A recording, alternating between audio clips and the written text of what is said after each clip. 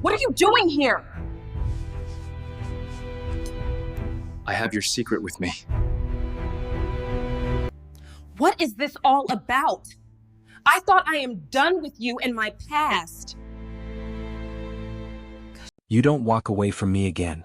Amahle Okoro froze, knife in hand, the blade hovering above the ruby glaze of a tart she'd been decorating. Her breath rippled against the chilled air of the salted fig kitchen, and for a heartbeat, all sound vanished except her thudding pulse. Then the cafe door chimed. "Excuse me," a voice said, familiar, controlled and wrapped in steel. She didn't turn. "Amahle." The word grazed her like an old ghost. She swallowed, letting the knife fall to the counter with a soft clink. "I said excuse me?" The footsteps were slow, deliberate, and entirely out of place in the quiet of her cafe. She finally turned. There he was, tall, precise, and every inch the man she had known and lost years ago. Jun Soo. Her voice tremored, not with fear but something she hadn't felt in a long time, confusion. He stood 2 feet from her, rainwater flicking from his hair onto the tiled floor, like tiny sparks of a storm he carried inside him. His eyes were narrowed but steady, the same gaze that felt like both home and a blade. "Yes." He didn't smile. "It's been a long time." Amahle lifted a brow, arms tightening around her apron. "Too long." Jun Soo hesitated, just a breath, then pointed at the open kitchen door behind her. "You should close," he said gently, though tension spun around his words like barbed wire. "This storm isn't over." She stood still, every instinct screaming conflict. "Tell me why you walked into my life without warning, or walk out right now." He didn't answer immediately. Instead, he stared at her eyes, the deep brown that mirrored strength more than softness, before lifting something from his jacket pocket. She watched as he placed a small flash drive on the counter. "Why is that here?" she asked softly. Her tone was calm but her eyes flickered, unease pooling beneath her skin. Jun Soo leaned in, face just inches from hers. "You didn't think I came back to order a latte, did you?" Her breath caught, and for the first time in years she felt her resolve ripple. "Then what?" she demanded. He exhaled slowly, controlled like a man trained to mask emotion but failing just barely. "You left because you thought I betrayed you," he said, voice low, tension crawling along his jaw. "I didn't walk away. I was pulled under." Amahle's gaze darted to the flash drive, then back to him. "What do you want from me?" she asked, not hostile but unguarded because after all these years she still cared about the sound of his voice. Jun Soo's eyes hardened, but this time there was something deeper beneath them. Urgency, fear, and an old spark she couldn't name. "This," he said, tapping the flash drive. "And you." Her stomach twisted. "Don't play games," she warned. "If you want intel, go to the agency." He shook his head once, firm, certain. "I'm not here for the agency. I'm here for you." Before we dive deeper into Amahle and Jun Soo's tangled past and that mysterious flash drive, tell me this. If someone from your history showed up with the truth you thought was buried, would you open the door or walk away? Drop your answer in the comments below, hit like if this twist surprised you, and subscribe so you don't miss what comes next as this story unfolds. Amahle bristled. "Me?" she echoed, laughter bitter. "You disappeared into thin air 5 years ago, Jun Soo. And now you're back, dropping mystery drives in my kitchen, like I'm supposed to just trust you again?" His expression didn't waver. "You never left my mind," he said softly. Her heart thudded, loudly, painfully. "You're in the wrong place," she said firmly, stepping back toward the kitchen door. "This cafe is my life now, not that world you left me in." Jun Soo's gaze followed her retreat, but his next words froze her. "That world doesn't care that you built something quiet. You're being hunted." The word hit her chest like a fist. She turned abruptly. "Hunted? By who?" His expression was unreadable, too many layers beneath it. "Someone from our past," he said. "The person who destroyed us, they're back." Amahle's breath caught in her throat. "Impossible," she whispered. "I left that life because I survived it. Whatever ghosts we had, they're gone." Jun Soo closed the last few steps between them, eyes locked on hers. "Not gone," he said. "Just waiting." The moment stretched, tension coiling like a serpent ready to strike. Amahle didn't trust him, not fully, but beneath her shock, something else surfaced. A flicker of the truth she had spent years burying. "What's on the drive?" she asked, jaw tightening. He hesitated, long enough for the air between them to thrum with histories, pain, and unspoken questions. "Proof," he said finally. "Proof of who betrayed us, and why." Her breath trembled. Why are you telling me? She asked. Voice soft but raw. Jun Soo didn't flinch. Because they're coming for you next. And in that moment, beneath the storm outside and the flicker in his eyes, Amahle realized something unavoidable. Amahle stood rigid, heart pounding, staring at the flash drive on the countertop like it was a detonator. Jun Soo watched her every micro-expression, the narrowing of her eyes, the tightening of her fists, the slight tremor in her breath. You still don't trust me, he stated, not accused, observed. She didn't bother answering.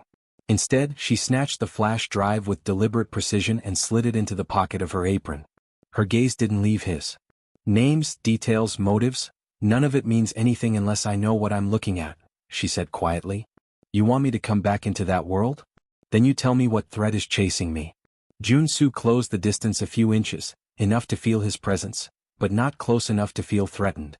2 months ago, he began, voice low, an asset went dark. Her codename was Sylph. She was investigating a syndicate we once thought dissolved, a network called the Hemlock Circle. Amahle's breath hitched. She had seen that name before, once, in a classified file stamped, obsolete, before she resigned her clearance. Her last comm was traced here, Jun Soo said. To Harborview. He pointed at the cafe counter, not the flash drive. Amahle's jaw tightened. She wasn't here to eat cake. Her tone was flat, but her brain raced. This isn't coincidence. Before Jun Soo could respond, the cafe's back door rattled violently, as if someone was trying to break in. Shit, Amahle whispered, pivoting instinctively toward the noise. Jun Soo reached for her wrist, steady but urgent. Stay behind the counter, he whispered. Her instinct rebelled, she never cowered, but the flash drive in her pocket felt colder now, heavier, like a heartbeat she couldn't ignore. The lock clicked. Then. Open up. This is the Harborview PD, we have a warrant. Amahle blinked, stunned. Police? No. She exchanged a glance with Jun Soo, and there was that spark again. Something is very wrong. She stepped forward first. The warrant's on the table, she called to the door, voice calm but firm. Let's do this without destruction. Moments later, 2 uniformed officers entered, eyes scanning the bakery. Ms. Okoro? One asked, voice polite but uneasy. We're investigating a report related to your establishment. Amahle's forehead creased.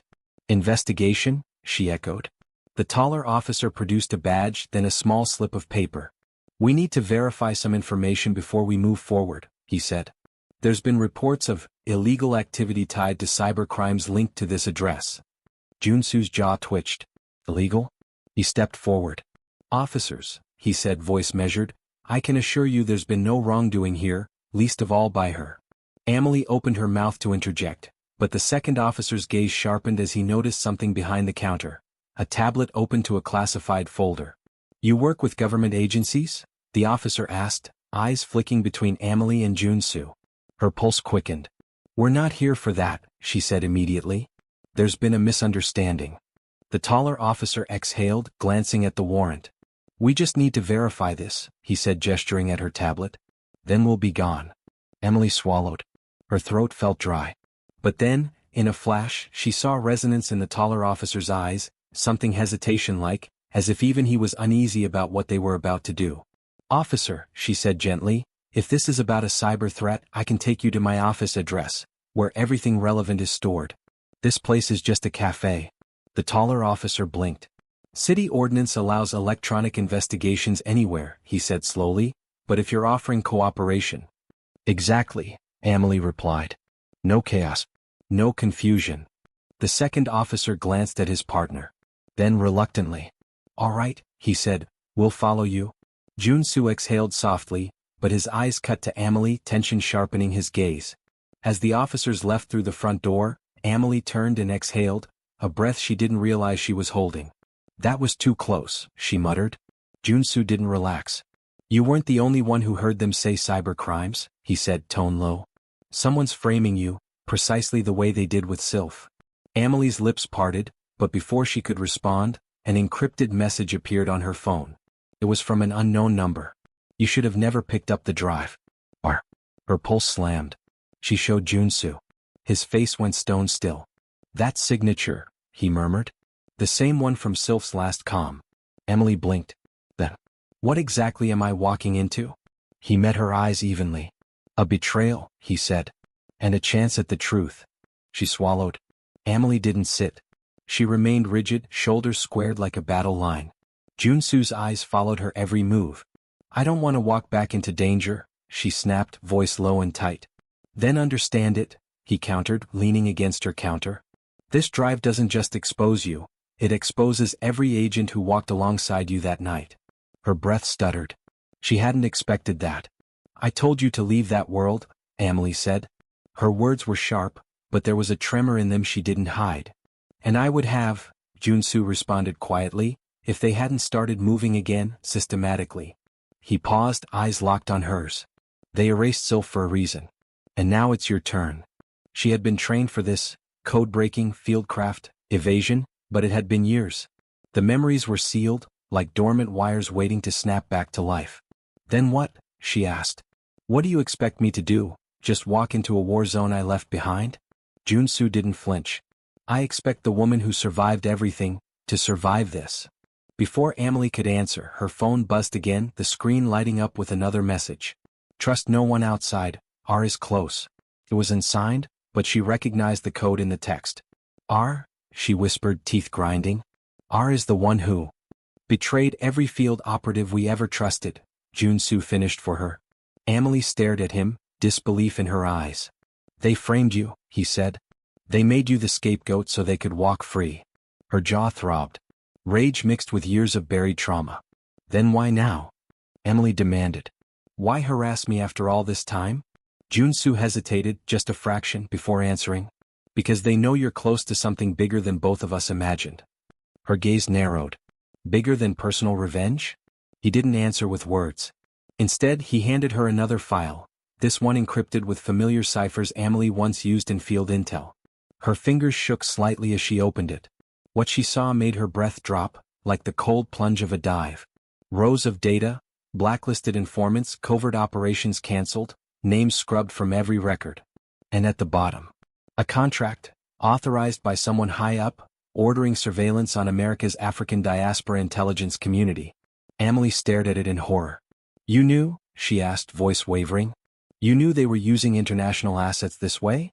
Jun Soo's jaw tightened. It wasn't my call. I was ordered to stand down. Her eyes widened. You? Ordered to stand down? He nodded. And that was before all of this began. Amahle sank into a chair behind the counter, unsteady. You walked away because you were told to, she said, disbelief hanging in the air. And I walked away because you didn't explain. A deafening silence stretched between them, thick as smoke. Then, without warning, her phone exploded with alerts, a live broadcast notification. Jun Soo swore under his breath. What is it? Amahle asked, standing abruptly. He squinted at her screen. It's a live feed, someone's broadcasting intel. Unauthorized. Amahle's heartbeat sped. It's coming from your café, he said. What? Jun Soo's phone buzzed again, this time with an incoming video. He opened it. The live feed was raw chaos in real time. On screen, Amahle's café was shown from a security camera angle. A masked figure stood among her pastries, their face obscured beneath shadows. The figure lifted something, a small device, and smashed it. Then a voice echoed through the feed, cold, familiar, and taunting. Thought you could bury the truth forever, Okoro? Amahle felt something cold slip into her spine.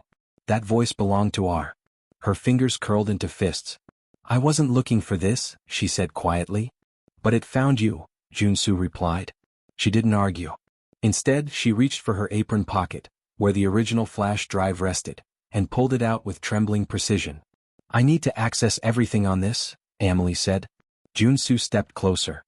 I will help, but not here. We need a secure place. She met his gaze, her voice steady. Then we start from my apartment. Nothing official. Nothing tied to anyone. Just us and the facts. Jun Soo nodded once. They left the cafe quietly but not without fear. In the empty rain-soaked alley outside, Amahle turned once and gazed back at the cafe lights flickering through the storm. You said they're coming for me, she murmured. He met her eyes. I wasn't exaggerating. And just as she opened her mouth to respond, her phone buzzed again with a third notification.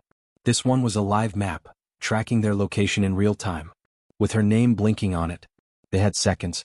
Amahle's phone lit up again, that same blinking red map tracking their location in real time. Her hand trembled as she stared at it, but her voice was steady. "We need to get out of here," she said, eyes flitting toward the rain-slick street outside. Jun Soo didn't hesitate. "Follow me." He pulled her toward the back exit, a narrow hallway leading behind the café, and as they stepped outside, the rain had turned into a sheet of cold needles. The wind bit at their skin, but there was something more dangerous than the storm looming. The sense that someone had just kicked a hornet's nest and they were standing right at the center of it. "You think the live feed was meant to draw us out," Jun Soo said, adjusting the collar of his jacket against the wind. "Whoever is, they aren't subtle." Amahle exhaled, cautious but alert. "So they want me exposed. And what? Lure me into the open? Or lure us somewhere?" Jun Soo countered. They moved down an alley toward a waiting SUV Jun Soo had parked behind a row of dumpsters, dark, discreet, and already running. Once inside, Jun Soo shut the door behind them. "Your apartment," he said, eyes fixed ahead, "will be compromised." Amahle didn't argue. She closed her eyes for a second, then stared at him. "Where do we go then?" "Safe house," he replied, voice clipped. "Short memory card, it's tied to more than you think. You're not the only one marked." Her breath caught. He saw it, and continued without pause. "This isn't just about exposing you," he said. "It's about uncovering something bigger, something that threatens every major asset we walked away from back then." Limits of silence squeezed at Amahle's chest. "I left that world," she reminded. "And now it's exploded into yours." They pulled out into the rain-swept street, tires spraying water. The safe house was nothing more than an unremarkable loft on the edge of the city, white walls, bare floors, and more devices than furniture. Jun Soo tapped a few codes into the encrypted console near the window, and the room sprang to life, screens glowing with maps, encrypted networks, and live feeds from everywhere. Amahle stepped forward, eyes flicking to the primary screen showing her café, now a live target. "I thought closing that place meant safety," she murmured. "It never was," Jun Soo replied. He handed her a coffee, black just the way she preferred it, but she didn't drink it. Instead, she opened the flash drive. On screen, files lined up, folders with names Amahle hadn't seen in years. Contacts, missions, suppressed intel, covert assignments. At the bottom of the list, redirect operations, unauthorized. She swallowed hard. "What's this?" she asked. Jun Soo sat beside her, dark eyes meeting hers. "Operations that never existed on official records," he explained. "Ghost missions. Assets lost. Walls of intel buried beneath false closures." Her pulse hammered.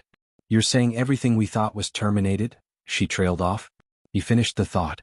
"Was never actually shut down." Jun Soo's voice was quiet but potent. "It was repurposed." Her gaze sharpened. "By who?" "That's what we need to find out," he said. Before she could respond, line after line of encrypted messages began streaming in from the network, as if a trigger had been pulled. The screens flickered, dozens of simultaneous alerts timed against unknown servers.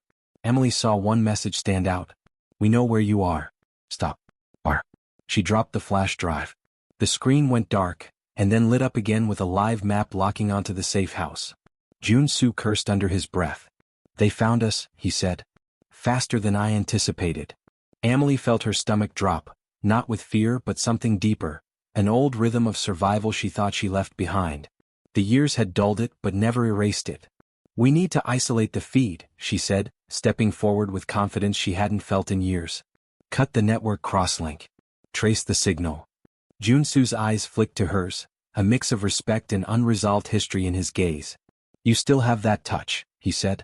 "It never left," she replied. Just as the two of them started tapping codes, an alarm blared, a distinct electronic tone that signaled an intrusion attempt on the system. "It's not just tracking us," Jun Soo said, jaw tightening. "They're in the system." Amahle's fingers froze mid-command. "What?" she breathed. Before he could answer, the screens shifted, showing a single live feed. The masked figure from her café, standing in the empty dining room of her safe house. Amahle's eyes widened. "Impossible," she whispered. The figure raised a hand, the gesture eerily familiar, like an echo from their shared past. Then the screen went black. Jun Soo swore. Amahle's heart hammered, a living drumline of past wounds and present danger converging. "This isn't a threat," she said slowly, voice trembling just at the edges. "This is a challenge." Jun Soo watched her, expression grave. "Then we answer it," he said. Jun Soo slammed the SUV's door shut behind them, rain hammering the roof like artillery fire. Amelie's breath came quick, not just from escape but because something had shifted. The safe house breach wasn't just surveillance, it was a statement. Jun Soo didn't look at her. He was already talking into a secure earpiece. I want all grid cams within a 1-mile radius blacked out. Now, he snapped. Amahle watched his jaw tense. The same tension she once knew as love tangled with years of loss. Inside the safe house, computers hummed like nervous insects. Screens blinked, data scrolled, but there was a new marker now, a red beacon pulsing on the map. They're close, Jun Soo muttered. Amahle stepped forward, trying to process the chaos. Wind rattled the windows and overhead lights flickered. Then a door thudded. Not the back door. The front entrance. Metal echoed. They're here, Amahle whispered. Before they could react, boots struck the hallway floor hard and urgent. A voice called out, clipped and official. Harborview Cyber Unit, stand down. This raid is sanctioned by federal order. Amahle looked at Jun Soo, eyes wide. We didn't call them, she said. He shook his head. What's their angle now? The door exploded inward, not gunfire, not shouting, but a voice belonging to someone neither Amahle nor Jun Soo expected. Don't shoot. I'm not one of them. A woman staggered in, soaked from the rain, hands raised. Camera light flicked on behind her. Someone was live streaming. She's streaming us, Jun Soo growled. Amahle narrowed her eyes. Who are you? The woman blinked, breathing hard. Name's Kira Omari, she panted. I work intelligence, not here legally. I've been tracking the Hemlock Circle's resurgence. At Jun Soo's glance, Amahle recognized something in her tone. Desperation. How did you find us? Jun Soo asked. Kira swallowed, shaking. They're collapsing intel archives. Wiped most of my contacts, she said. But I intercepted Hemlock's node trace. Your safe house popped up 3 minutes ago. I followed the beacon. Amahle felt something in her chest tighten. Someone was using them, not just to find them but to bait them. So you broadcasted our location? Amahle accused. Kira winced. It was an automatic failsafe. My device pinged a signal once it detected Hemlock interference. I didn't mean to put you in danger. Her breath hitched. I was trying to warn you. Jun Soo's eyes narrowed. Why would the Hemlock Circle want to lure us here? Kira shook her head. They want knowledge and they think you two know where it is. Amahle's pulse throbbed. We left that world, she said quietly. Why would they think we know anything now? Kira hesitated. Because it's not what you left behind, it's what you erased. That word, erased, made Amahle swallow, gaze drifting to the flashing map display. Something wasn't right. How erased? She asked. Before Kira could answer, a screen flashed red, intrusion detected, then static. No, Jun Soo muttered, punching a key. What do they want? Amahle asked Kira, voice steady but edged with tension. The woman's eyes flicked toward the screens. They want that encrypted file, the one Dr. Sylph accessed before she went dark. Amahle froze. That file was never in circulation, she said. Kira's gaze didn't waver. Hemlock thinks it's hidden. And they think you have it. Jun Soo's jaw tightened. Then they're wrong. Before Amahle could respond, a series of shouts broke from outside, tactical gear clattering. Federal Cyber Command. Hands where we can see them. The voice echoed down the hall. Amahle looked at Jun Soo, alarm flickering between them. They were trapped, between more than one force now. Then a new voice crackled in on Kira's device, low and familiar. She's right where we want her. Amahle's eyes shot to Kira. That voice? She whispered. Kira gulped. It's her. The Hemlock director. You weren't imagining the messages. Before the storm truly hits and things get even more dangerous for Amahle and Jun Soo, I want to hear from you. If someone from your past showed up with proof that changed everything you believed, would you trust them or walk away? Drop your answer in the comments, hit like if this reunion stunned you, and subscribe so you don't miss what happens next in this story, because now the real chase begins. Amahle felt heat spike under her skin, not fear but something sharper. A target. They were the bait. And someone deep inside intelligence, was feeding the game. Jun Soo took a breath. We move, he said. Now. He headed for a hidden exit, one he had prepared months ago in case someone compromised their location. But just as they turned, a crash thundered behind them. Windows shattered. A hail of gunfire erupted. Amahle instinctively dropped and Jun Soo's voice cut through the chaos. Move. They sprinted toward the exit, bullets chipping paint from the walls. Kira followed, fear and determination battling on her face. "I know a place," she yelled over the cacophony. "An abandoned substation near the river. We can lose them there." Amahle didn't hesitate. "Lead the way." They burst out a side door into the rain, cold, driving, unforgiving. Helena Street was empty, silent, as if the storm had swallowed the world whole. But behind them, the echo of pursuit. Jun Soo glanced toward Amahle, a split glance filled with years of unspoken words and fear neither wanted to voice. "There's no turning back," he said. Amahle didn't answer immediately. Instead, she swallowed, jaw set, eyes locked forward. "No," she said, voice steady as steel wrapped in flame. "There isn't." The explosion forced Amahle to her knees, dust and debris raining around her like shrapnel carved from nightmares. Pain shot through her ribs, but her survival instincts, long dormant, snapped awake. She pushed herself up, coughing, eyes stinging. "Move!" Jun Soo yelled, gripping her elbow and hauling her toward the substation's wrecked perimeter. Kira stumbled beside them, her breath ragged, her eyes wide with fear and resolve. "We don't have long." Amahle blinked up at him, chest heaving. "What now?" she shouted, the rain hammering against them like bullets. Jun Soo's jaw tightened. "We lose them in the underbelly tunnels." Before Amahle could question it, he pointed toward a rusted manhole, a hidden entrance he'd marked during past operations. She hesitated, the water slick beneath her feet, the thrum of danger buzzing like electric current felt everywhere. But instinct overrode hesitation. As they dropped into the shadowed tunnel, soaked shoes splashing in shallow water, the substation entrance above them lit up with flashing red and blue from multiple vehicles converging. "Federal Cyber Command," Kira breathed, recognition and dread colliding in her voice. "They're here." Jun Soo gritted his teeth. "That's not coincidence."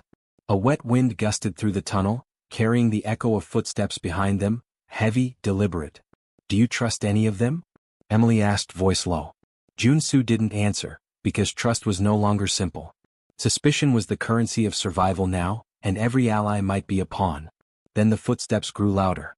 "Stop right there," a voice called from above, authoritative but edged with uncertainty. "We're not your enemy."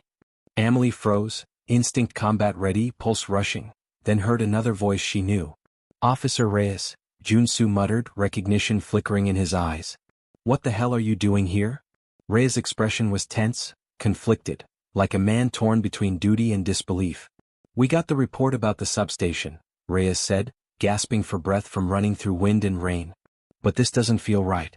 Whoever triggered that blast knew what they were doing. It wasn't random." Jun Soo wiped rainwater from his brow. "Why would you follow us?" he demanded. Reyes hesitated, just a heartbeat, then nodded toward the deeper tunnel entrance. "Someone sent me," Reyes said quietly. "And I didn't trust the order. When they said suspects were armed and dangerous, it didn't add up." Amahle stared at him, a flicker of surprise in her eyes. Jun Soo's gaze narrowed. "You think we told him to follow us?" he asked. Reyes shook his head. "No," he said. "But whoever authorized this wants conflict, not capture." Kira's voice cut through the tension. "We're not safe here," she urged. "Something about this feels like setup, a bigger reveal we haven't seen yet." Amahle glanced at Jun Soo, whose expression was unreadable but tense. "You said someone inside intelligence was pulling strings," she said. "Someone with access and motive." Jun Soo's jaw tightened. "That's still true," he acknowledged. Reyes swallowed hard. "If what you're saying is real," he said, "then someone with power is manipulating intel and field operatives, but from the inside." The words hit Amahle like thunder. "The plot isn't just about us," she murmured. "It's about who controls the narrative." Jun Soo exhaled and squared his shoulders. "And we're walking deeper into it." Suddenly the tunnel walls lit up, not from their flashlights, but from screens illuminating the darkness like a grotesque sunrise. Cameras blinked to life on stands, feeds streaming across cracked digital displays. Amahle froze. "What is this place?" she asked, eyes wide. It wasn't just a tunnel. It was an abandoned surveillance hub, once a Cold War-era intelligence node repurposed decades ago, now humming with active monitors broadcasting data Amahle never expected to see. Then a voice boomed from the speakers, metallic, distorted, unmistakable. Everyone's favorite survivors, our rasped voice laced with chilling amusement broadcast through static. Amahle's breath hitched. "How is this possible?" she whispered. The screens flickered, blooming images of their café, their safe house, and now this surveillance hub, all synced in a web of surveillance they had never installed. Jun Soo's eyes narrowed. They never stopped watching, he said. Then a new feed appeared, a redacted dossier labeled with Amelie's full name and history, followed by another titled Project Archive. Kira gasped. That's not something publicly accessible, she said. Unless someone with top-level clearance inserted it. The screens shifted again. A familiar voice appeared in grainy footage. Amelie's heart dropped as she recognized the figure wearing a suit she once trusted. My dear Amahle, the video began, voice calm, deadly, and composed. I apologize for how this has unfolded. Amelie's breath froze. The face on the screen was someone she had considered a mentor and friend. Her jaw tightened. You, she whispered. The video stream continued as the figure's grin widened. Everything you thought was buried, they said, was merely waiting for the right moment to resurface. Amahle felt the floor beneath her tilt. The screens blinked off one by one, leaving the surveillance hub in near silence, broken only by the low hum of electrical wires and the drip of water from the cracked ceiling. Amahle stood motionless, still digesting the last message, that confrontation with fractured truth etched in her mind. Jun Soo didn't speak, but his posture shifted, arms crossed, gaze steady. The abrupt quiet felt heavier than the chaos that came before it. What now? Amahle asked quietly, eyes still locked on the shut-off monitors. Her voice didn't carry tension or urgency, just weariness and something sharper beneath it, questions she hadn't asked in years. Jun Soo stepped past her, voice even. We need context, he said. Not explosions and threats, real evidence. Kira was already crouched by a console, tapping at the interface with deliberate patience. I can extract the metadata from those recordings, she said, eyes fixed on the screen. We might not have answers yet, but we have leads. Amahle hesitated before she spoke again, slower this time, measured but curious. Why broadcast that video? If they wanted me silenced, why reveal so much? She asked. What's the point? Jun Soo exhaled. Sometimes, he said quietly, truth is used as bait. His words made Amahle swallow hard. It was possible, in conspiracies like this one, to weaponize the truth, to lure someone into a trap by dangling something real but incomplete in front of them. Kira glanced up from her work. The metadata here shows the source signal broadcast wasn't instantaneous, she said. It was cued, scheduled. Someone planned it to hit at a specific time, likely knowing you'd react. Amahle closed her eyes briefly. That's strategic, she said. Someone is playing chess with us. Jun Soo's eyes met hers, not with rushed urgency, but with something quieter, shared determination. Let's see what the recordings tell us, he said. The three of them sat around the console, watching as Kira loaded the data, scene by scene, footage showing moments they'd lived, but details they missed hidden beneath static, timestamps flickering like clues. The entire room felt like a slow tightening of a vice, not frantic but inexorable. After a long minute, Kira pointed at the screen. Look at this, she said, voice steady. Amahle leaned in. There, in the background of one clip, was a man they'd never seen before. He wore a tailored coat, his face partly shadowed, but his movement was deliberate, familiar to someone who'd spent years watching patterns and pretense. He's following their movements, Amahle said, astonished at how calm her voice sounded compared to earlier. She bent closer, eyes narrowing. Jun Soo crossed his arms, gaze thoughtful. Give me context, he said. Kira pulled up another frame. This timestamp lines up with a high-level directive issued to dozens of intelligence departments globally, she said, eyes darkening. It wasn't just about you. It was about containing a narrative leak. Amahle frowned, but her pulse didn't spike. The shock had worn off. What remained was a growing puzzle demanding answers. He wasn't just following us, she murmured. He was monitoring our movements before the broadcast. Jun Soo nodded. That suggests a handler, he said. Someone higher up who needed this digital breadcrumb trail to be visible. For the first time since the night began, Amahle felt something that wasn't panic or fear. It was a calm, precise focus. Not free from danger but free from confusion. So this was all tailor-made, she said. Not random. Not opportunistic. Designed. Kira looked up again, expression thoughtful. And whoever designed it, she said, left too much evidence. Jun Soo's gaze flicked to Amahle. That means they want us to find something, he said. Amahle tilted her head, not with hesitation but with clarity. Then let's find what they don't want us to see, she said. Jun Soo nodded slowly, no adrenaline rush, no frenzy, just calculated determination. And then, he said, eyes steady, we take the next step. Amahle rubbed the back of her neck, eyes still on the dead screens, when Jun Soo finally broke the quiet. "We didn't need another explosion," he said with a dry exhale, "but we do need answers." His voice was calm, not frantic, yet resolute. "That broadcast wasn't random," Amahle replied, pacing slowly toward a row of cracked panels. "It was designed to give us questions, not answers." Kira looked up from where she'd retrieved her bag, fingers brushing over its zipper. "You want to look into the broadcast metadata while we can," she said. "We may not be telegraphed bullets anymore, but whoever pulled this feed wanted eyes on it. They expected us to dig." She slid her thumb over her phone screen. Amahle frowned. "So what actually happened?" she asked. Kira hesitated, that slight pause that always precedes truth. "It's not just surveillance data," she said. "It's tied to financial movements. Offshore accounts and coded transactions linked to shell corporations. Someone's using intelligence networks to cover something far bigger than just secret watching." Jun Soo blinked. "You mean the conspiracy expanded while we were chasing ghosts?" he asked. "Exactly," Kira replied.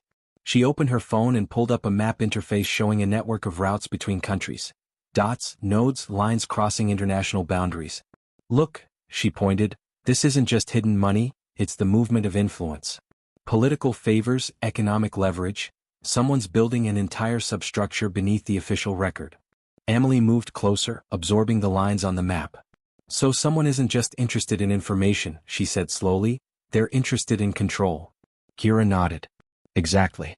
They're operating at the intersection of intelligence, finance, and influence, and they want it hidden." Her voice carried fascination and unease. "Who could do that and not be exposed?" Jun Soo muttered. "That would take reach." Amahle paused, then spoke before either of them could react. "Or it would take people trust, insiders with access." The word insiders hung in the air, heavy with implication. Suddenly Amahle's phone chimed. She pulled it out, a simple alert but one that made her heart skip. News flash. Investigation reopens into intelligence directive leak linked to offshore account network. The brightness of the alert screen made the room feel colder. "And now it's public," Jun Soo said softly. Amahle stared at the notification. There was no panic in her yet, just a measured realization. "It isn't just about me being erased anymore," she said. "They're trying to manage the damage externally, give appearance of transparency." Kira exhaled. "Damage control," she said. "Classic tactic. Reveal just enough that everyone thinks they're safe, while the real infrastructure stays untouched." Jun Soo rubbed his chin. "So we pull up the financial threats," he said, "and we see who they really belong to?" Amahle didn't answer immediately. She thought about the hourglass of events that had already passed, the explosion, the broadcast, the data, all leading here. Her gaze fell on the cracked remains of the surveillance hub equipment. "What you're describing," she said slowly, "is more than corruption. It's a deliberate system, a network of influence that reaches beyond intelligence." Kira nodded, tugging her jacket sleeves. "Politics, corporations, international dealings," she murmured. "This could be the shadow behind everything we thought was just espionage." That wasn't just speculation, it was the presence of a conspiracy thriller at its broadest scope, where hidden forces manipulate systems at the highest levels rather than just isolated agencies. Amahle met Jun Soo's gaze. "So our next step," she said, voice clear, "is to trace those financial nodes, find out who benefits from this web." Jun Soo nodded. "Then let's follow the money," he said. Kira's phone chimed again. "This was sent right after the news alert," she said, showing them the message. "If you want the whole truth, meet where secrets were first buried." Amahle's brow creased. "Secrets buried where?" she asked. The message contained only two things, a location and a time. "Riverside Public Records Archive, tomorrow sunrise." Amahle blinked. "Of all places," she murmured. Kira smirked. "That's literally where the paper trail was first filed," she said. Jun Soo's eyes flicked to Amahle. "Looks like we don't just dig into encrypted data," he said. "We're going back to the origin." Amahle felt the unusual mix of weary readiness and cold curiosity settle in her bones. "We go at sunrise," she said. "But not unprepared." Her voice was calm, not frantic, not panicked, simply firm. Jun Soo nodded. "Agreed." The sun barely peeked over the horizon when Amahle, Jun Soo, and Kira stood before the Riverside Public Records Archive, a low-slung building with columns of tinted glass catching the first pale light. Rain had washed the streets clean, but the chill in the air told them something heavier still lingered beneath the calm. Jun Soo stretched, his expression focused. You ready for this? He asked, eyes tracking the few early commuters slipping past them. Amahle inhaled slowly, gripping her coat collar. As ready as I'll ever be, she said. Her voice was steady, but inside her chest something unsettled. Not fear so much as anticipation of truths that had been buried too long. She had already seen traces of her erased past and the financial network tied to that erasure, but she still didn't know who had engineered it all, or why. In classic narrative structure, this was the part where the deeper conflict begins to unravel, where the layers fold back and the characters face what was obscured rather than what was shown. The archive doors slid open without ceremony. Inside, the scent of aged paper and polished wood wrapped around them like an old secret. A lone clerk glanced up as they approached. Can I help you? The clerk asked, gaze polite but bored. Kira stepped forward, offering a friendly smile. We're here to access public financial district filings related to Directive X917 and associated offshore accounts, she said, voice calm and confident. The clerk blinked. That's unusually specific, she said. But you'll need a request number. Jun Soo produced a small card from his coat pocket. Here, he said, handing it over. The clerk scanned it, eyes narrowing slightly. Records rooms down the hall, she said after a moment. Be careful, some of those older files haven't been digitized. Amahle's heart thudded. This wasn't an old bureaucratic detour, it was a treasure trove of paper trails that could expose the financial conspiracy tangled with her erased career. They made their way to the inner archives, a narrow hallway lined with tall shelves stacked shoulder-high with boxes of dusty folders. Kira exhaled. Everything here is public, but buried, she said. This is where the truth is easiest to hide. Amahle's gaze flicked to Jun Soo. You think what's buried here connects to the offshore movements we tracked? She asked. Jun Soo nodded. Everything has a paper trail. We just have to trace it back far enough to see who made it possible. His voice was calm but firm, as if they had entered a negotiation room rather than an archive full of forgotten files. They reached a corner where an old lamp hummed softly. Kira knelt first, pulling open a box labeled 1998 to 2005, Corporate Directives. Here, she murmured. Inside were folders marked with familiar coded terms, the same codes Amahle had seen whispered among Intel analysts several years ago, long before she was erased. The folder she needed was labeled Archive Financial Anomaly, Project X917. Amahle's breath caught. That's the same project tied to my disappearance, she said quietly. Jun Soo reached out, eyes fixed on the folder. Let's open it, he said. Inside were pages of meticulously detailed financial projections, account statements, and several handwritten annotations in the margins. Annotations that bore a familiar handwriting style Amahle hadn't seen in years. She swallowed hard. It looks like someone kept track of every move, she said, flipping through the folder carefully. Kira's eyes widened. Look at this, she said, pointing. The annotations referenced a name, Aurelian Reyes. Amahle's breath halted. That's the man whose voice we heard on the broadcast, she murmured. The revelation felt like a punch to the chest, but she didn't crumble. She absorbed it. Here, Jun Soo said, handing her a sheet pinned with an official seal. Check this out. Amahle scanned it, her eyes moving faster with each line. It was a contract, an agreement linking commodity exports and offshore accounts to intelligence officials, foreign investors, and corporations that had nothing to do with national security. This is corruption at a global scale, Jun Soo said. Amahle didn't respond immediately, she was still processing her own connection. Reyes isn't just a propagator, she said, voice low. He's one of the architects. Kira exhaled sharply. That would explain why the broadcast wasn't a simple leak, she said. It was an invitation. An invitation to chase a trail right into the open, and right into the very records where Reyes thought no one would ever look. Amahle's nerves settled into something colder, not dread but determination. We have what we need, she said. Jun Soo nodded, but his expression shifted. There was something more urgent in his eyes. What's the next move? Kira asked. Amahle folded the folder shut. We take this to the regulatory board, she said. Every paper, every account, every shell corporation connected to this network, it all gets exposed. Jun Soo's voice was quiet but decisive. And we do it together. The early morning sun cast a soft glow over the Seoul Financial District as Amahle stood on the terrace of the National Accountability Bureau, folder in hand. Only hours earlier, the heavily annotated documents from the Riverside Public Records Archive had been quiet pages. Now they were proof, a map of corruption that reached far beyond simple data manipulation. They traced offshore accounts, shell corporations, and directives tied to Reyes and other high-ranking intelligence figures. Inside the Bureau's press room, reporters shuffled their feet, phones out, eyes fixed on the podium where Amahle, flanked by Jun Soo and Kira, prepared to speak. A line of security personnel stood behind them, but no guns. Not today. Today was about truth, not force. Amahle Carter, one veteran reporter called. Will you confirm that these files prove a covert network within the intelligence community manipulated financial and political instruments for profit and power? Amahle exhaled deeply. Her heart didn't pound the way it once did when danger lurked around every corner, but it did beat with fierce determination. Yes, she said in a steady voice. What we uncovered shows a systemic effort to conceal influence and erode accountability. This network affected national policy and international economic decisions without transparency, and it was hidden from the public and from oversight institutions. Her gaze flicked to Jun Soo and Kira, allies forged in adversity.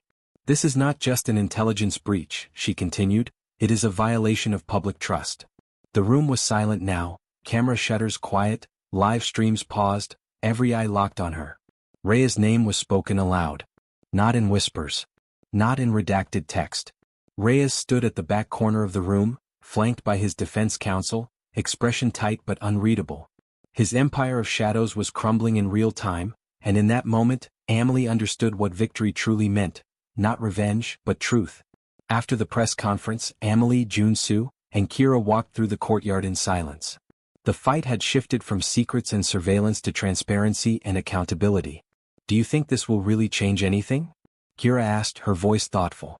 Amahle looked up at the sky, sunlight glinting off the glass facades around them. It already has, she said softly. She had changed too. She wasn't the erased operative anymore. She was someone who reclaimed her story. Jun Soo slowed his pace to match hers. You stood up today when it mattered, he said. Not just for you, for everyone affected by this. His eyes lingered on her thoughtfully, but then he cleared his throat, as if suddenly remembering civility still existed in a world that had once been ruled by shadows. Now, Jun Soo added with a slight grin, let's finish the rest of this. Amahle tilted her head, curiosity rising. He gestured toward a nearby café where Kira already had coffees waiting and a stack of documents on the table. We still have to hand over the full evidence to the International Compliance Board next, he said. And I want to see what the Attorney General does with this. Kira rolled her eyes with a laugh. All work and no closure, huh? Closure isn't a place, Amahle said, it's what you do next. That evening, Amahle sat on the balcony of her apartment overlooking the city lights. It wasn't a battlefield anymore, it was her home. Her phone buzzed. A message from her father. Proud of you. Come home when you're ready. She smiled, not the hollow smile of someone clinging to validation, but the steady one of someone who had found her center again. A second message blinked, a photo of a small cafe table, 2 empty cups and footprints leading away in the dust, Jun Soo's signature way of saying, see you tomorrow. Her reply was simple. Tomorrow. The air was warm and forgiving as she closed her eyes, letting the day's tension fade. She'd stood up to the conspiracy, exposed corruption that stretched like roots beneath the city, and reclaimed not just her name but her future. That didn't mean every loose end had been perfectly tied. Some would surface later, new investigations would begin, but the main arcs had resolution, and the world had shifted just a little toward accountability. Amahle didn't need dramatic flair or sweeping musical crescendos. She needed peace, clarity, and a tomorrow unshaped by fear. And as the city of Seoul sparkled in the gathering night, she realized that sometimes the most powerful victory in a thriller isn't defeating the villain at sword point, it's standing in the light afterward, unbroken. That was intense. Amahle just went from peaceful baker to hunted operative in minutes, and now everything she thought was buried has exploded back into her life. Before we continue, I want to hear from you. What would you do if someone from your past showed up with proof that turned your world upside down? Share your answer in the comments below. The most intriguing responses might be featured in the next episode. If this twist shocked you, tap like to let me know you're invested, and subscribe so you don't miss what happens next as the mystery deepens and the danger closes in. Can you do something for me now? I want you to comment, like, and subscribe to my YouTube channel. Don't forget, I love you all.